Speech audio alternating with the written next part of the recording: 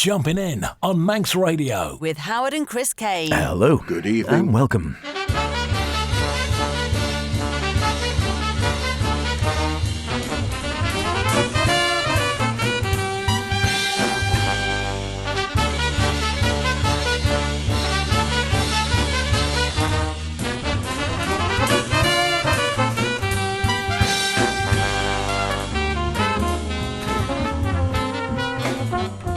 Yes, indeedy, and welcome along, of course, to Jumping In, the best in modern and contemporary jazz with Chris and myself, H, and a bit of a change to the advertised programme, as they say. Yes, welcome along to this week's show. Sorry to those who are expecting part 2 of our pick of the week, which will be along next time, but I'm sure many of you were saddened to hear of the great guitarist, pianist, synth player, trumpet and French horn player and composer Ralph Towner's death this week, aged 85 at his home in Rome. So tonight's show will be dedicated to a small insight into the wonderful and vast catalogue of recordings that we have featuring him in a variety of lineups. Here's Kasbar Tadlov from saxophonist Andy Middleton's album, The Nomad's Notebook.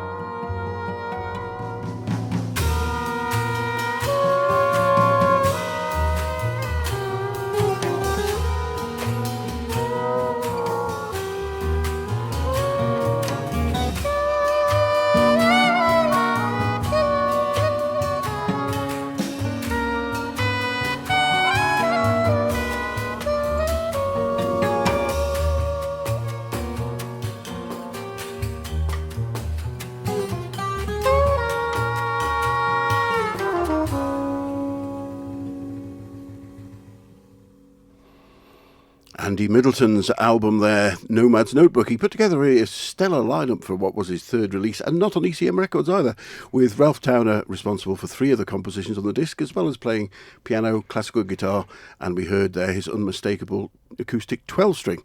He was joined by Dave Holland on bass and drummer Alan Jones, with Andy Middleton on sax.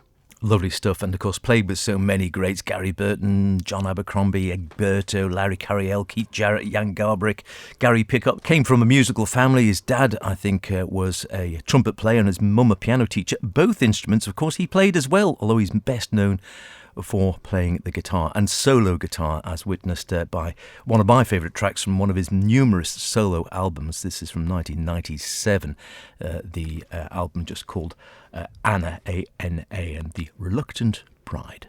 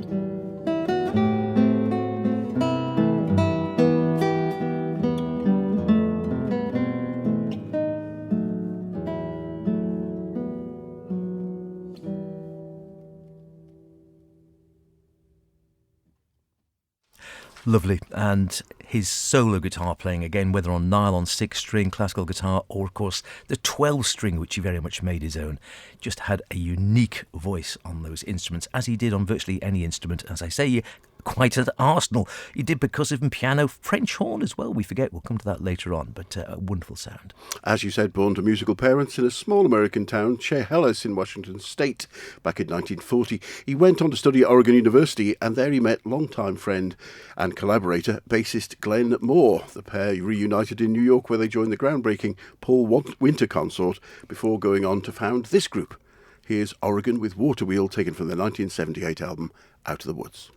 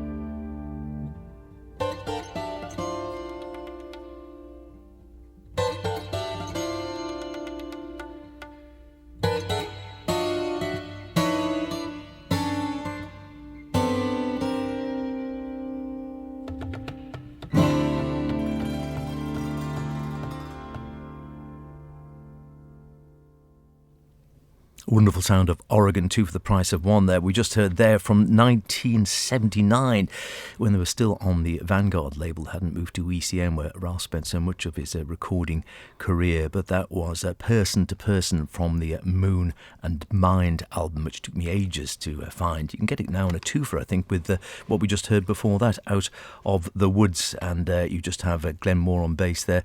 And then, of course, the wonderful Carl Malcott sadly lost his life in a crash on the Oregon tour bus many years ago, but playing both tabla and hammered dulcimer there, and of course Ralph Towner on a 12-string by the sound of it there. Wonderful sound from Oregon in 1979. And before that, Waterwheel from 1978, Out of the Woods.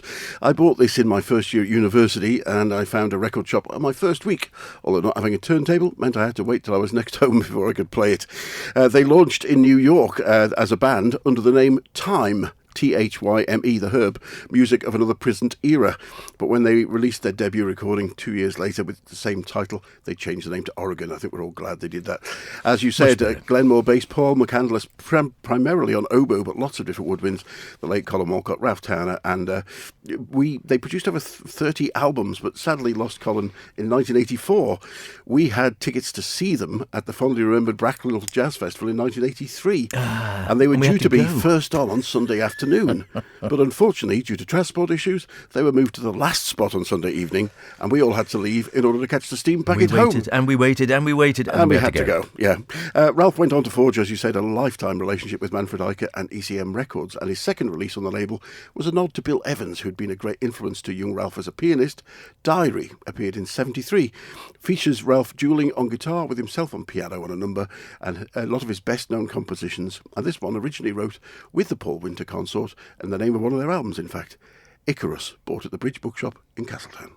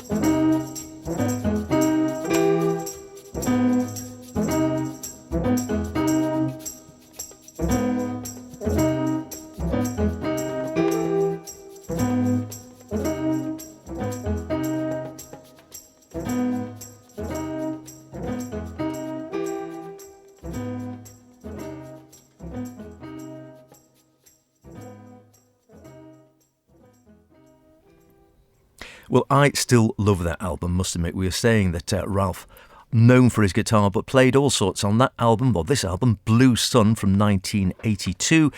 He plays, it's all him, 12-string and classical guitars, piano, Prophet 5 synthesizer, which he became very adept on and very fond of, French horn as well, which he played as a younger man as well, cornet, we were saying he played trumpet as a young man, his mother or father was a trumpet player, and also he did the percussion, a one-man album. It got hammered by the critics.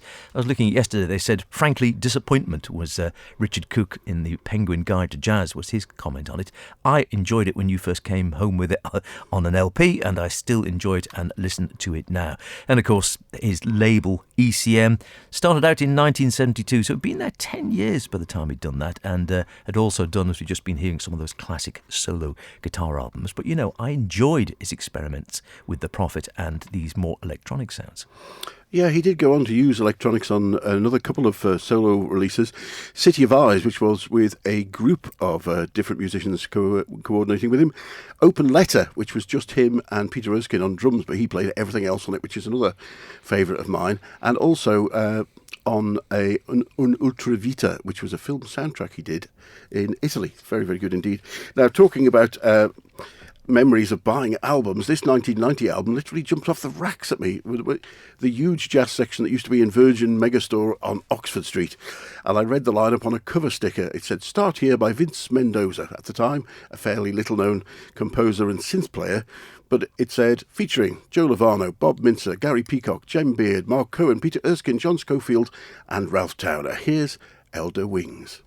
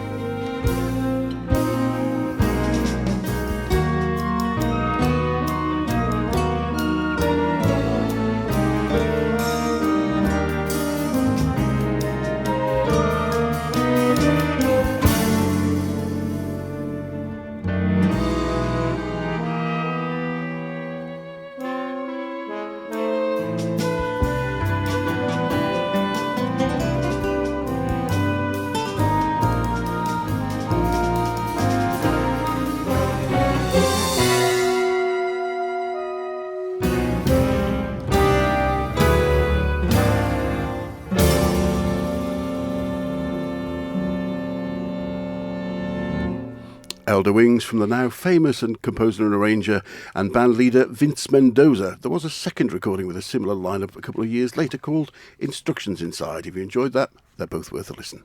You're listening to Jumpin' In, Chris and myself, H, and a tribute to Ralph Towner, the great guitarist, composer, multi-instrumentalist who died recently at the age of 85. And goodness me, I don't know how many years we've been listening to him, but some fantastic sounds, including his collaboration, one only collaboration, with the great Azimuth, Kenny Wheeler, John Taylor and Norma Winston, the album Départ.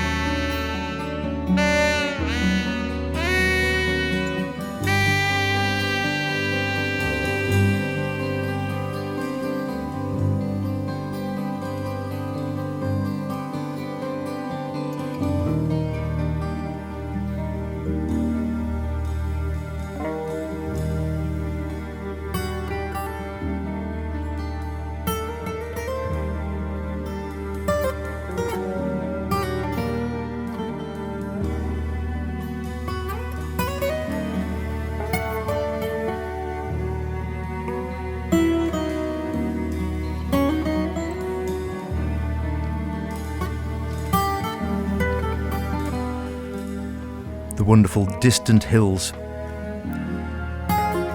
from the second Ralph Townend Solstice album, Ralph on 12-string classicals. Jan Garbrick, of course, soprano and tenor saxes, Eberhard Weber bass, and the late Jon Christensen on drums. And oft repeated on various solo and duo albums, and later on classic track Distant Hills. And before that, as I say, a really wonderful collaboration he did with Azimuth in the album Départ, a track called The Longest Day. So much good music. We haven't even had time to tell you why, after numerous, or 2 or 3 times interviewing and chatting to him, he called us the Jazz Hamsters. You'll just have to ask us. Yeah, anytime. And we might be able to dig that programme out for you, but that is just about all we can manage to fit in. We could go on for hours. There are many more unlikely pairings with the only guitarist ever to play with Weather Report, also with Bill Bruford, Summer Haddocks Ghosts, a really nice album. Forgotten, yeah. For Mysterious me, though, Traveller. as regular listeners will know, my top Desert Island disc would be Solstice, the first one, with Jan Garbrick, Eberhard Weber, Jon Christensen, and this track, which was introduced me to his amazing 12-string playing and writing, heard on John Peel's Late Night Show and bought in the original Tower Megastar in Piccadilly in 1975. Solstice, and from it, Nimbus. We'll be back with part 2 of our pick of the year in a couple of weeks. Take care and enjoy. Bye for now.